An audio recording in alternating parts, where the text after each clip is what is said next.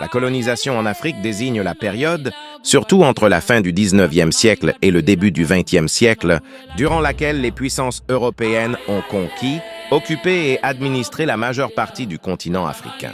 Contexte et cause. Cette expansion s'inscrit dans ce qu'on appelle la course à l'Afrique. Plusieurs facteurs expliquent ce phénomène. Économique, recherche de matières premières, or, caoutchouc, coton et de nouveaux marchés. Politique, rivalité entre puissances européennes. Stratégique, contrôle de routes commerciales. Idéologique, justification par une prétendue mission civilisatrice.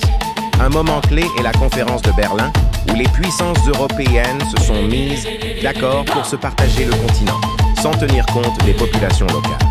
Les principales puissances coloniales, les pays européens impliqués étaient notamment France, Royaume-Uni, Belgique, notamment au Congo sous le roi Léopold II, Allemagne, Portugal, Italie. Mode de domination. Les colonisateurs ont imposé leur contrôle par la force militaire, l'administration directe ou indirecte, l'exploitation économique, la transformation des sociétés locales, éducation, religion, frontières artificielles. Conséquences. La colonisation a eu des effets profonds et durables. Négatifs. Exploitation des ressources et des populations. Destruction de structures politiques traditionnelles. Frontières artificielles à l'origine de conflits actuels. Inégalités économiques durables. Positifs.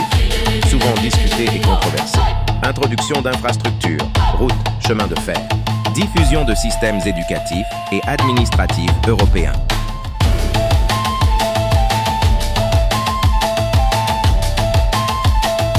Entre les années 1950 et 1970, la plupart des pays africains accèdent à l'indépendance.